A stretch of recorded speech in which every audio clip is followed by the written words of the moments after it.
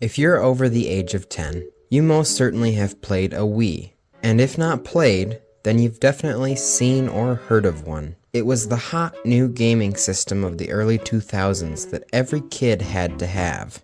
For the Christmases of 2006, 7, and 8, every kid pretty much got a Wii. It was a system for the whole family, with games like Wii Sports and New Super Mario Bros. Wii. Its popularity did not wane for many years, thus cementing itself as an icon of our culture.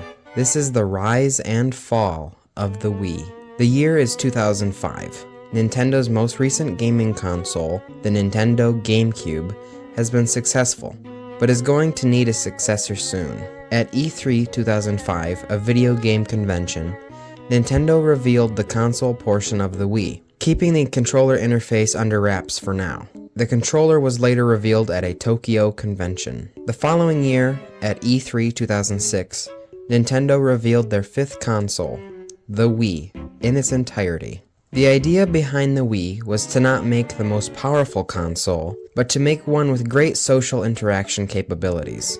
It was decided that the Wii should be family-oriented. The focus wasn't going to be on how good the games looked, but how fun they were. The Wii's name has multiple meanings. One of them is we, as in multiple people, hinting at social interaction. The reasoning behind the two eyes is that it is supposed to look like two people standing next to each other. The double eyes are also supposed to represent the Wiimote and the nunchuck. The code name for the system was Revolution. Some game developers and the press made remarks that they preferred Revolution to Wii. The Wii released in the United States on November 19, 2006 for $249.99 and on December 8th in the United Kingdom for £179. The majority of the shipments went to America, thus the UK faced a widespread shortage. Almost every month, the Wii would sell more consoles than its competitors, which were the Xbox 360 and the PlayStation 3. One of the reasons the Wii sold better than the other two was that it was much cheaper, because its software was much less sophisticated than either of them. The Wii was bundled with the game Wii Sports.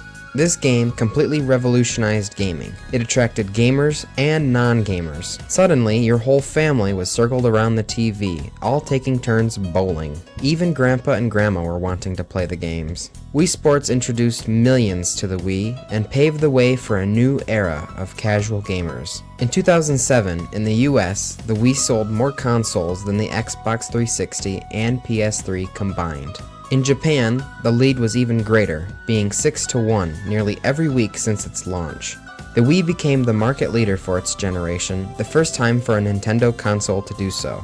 In 2007, Nintendo was producing 1.8 million consoles a month, but this still wasn't enough. They sold out as soon as they hit shelves. The demand was still greater than the supply. In 2008, the amount of units produced would increase to 2.4 million a month. By July 1st, 2008, in the US, there had been 10.9 million units sold. The Wii was the best-selling console of its generation in the US, Canada, the UK, Japan, and many more. In 2009, after an extremely successful 3 years, the Wii sales began to decline. In September of 2009, Nintendo announced the first price reduction on the Wii. This led to 3 million units sold in the US in December of that year, which set the regional record. On January 31st, 2010, the Wii became the best-selling Nintendo console ever, with over 67 million units. On Black Friday the following year, Nintendo reported that 500,000 units were sold in the one day, setting a record for the company on Black Friday. Eventually, this less sophisticated software would mean it could not compete long-term with its competitors. Price cuts on the Xbox 360 and PS3 would mean the Wii wasn't substantially cheaper. The Wii's most prominent feature, the motion sensor controller gimmick, would also lose its uniqueness when competitors copied the Wii and implemented motion control in their controllers. The lack of quality games also caused the Wii to falter. Third-party developers lost interest and shovelware plagued the Wii. In case you don't know, shovelware are games that have very little thought and gameplay. The games are simply put out to make money. It was quantity over quality. After the Wii lost the exclusivity of the motion control, the games just couldn't compete with the competitors' games in nearly every way. In 2011, Nintendo only published 3 games for the Wii. They were high quality, but still, 3 is a small number. At this point, the Wii wasn't getting much attention. Nearly all third-party developers had already abandoned the system. The final nail in the coffin was the next gaming system, the Wii U.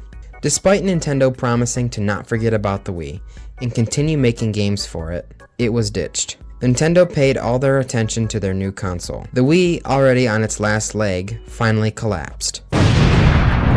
Nintendo had turned their back on their millions-making golden child. The Wii was formally discontinued in 2013. We have to remember that just because it had a bad 3 final years, doesn't mean it was always bad. It sold a total of 101.63 million consoles, which is 10 times better than its successor, only selling 13.56 million. I can't find an exact number for how much money was made from it, but just doing some math, 101 units times $250 each would be over 25 billion. I have searched for an actual profit amount, but I cannot find an exact number. The Wii may have peaked in 2008, but its legacy still continues today. I'm sure people every day take a trip to the past and pull out their dusty Wii from the closet. No? Just me? Okay. It was a cultural phenomenon, an icon of the 2000s, and one of the most memorable consoles ever. Thank you for watching the video. If you liked what you just watched, you should subscribe, because I make high quality videos like this all the time.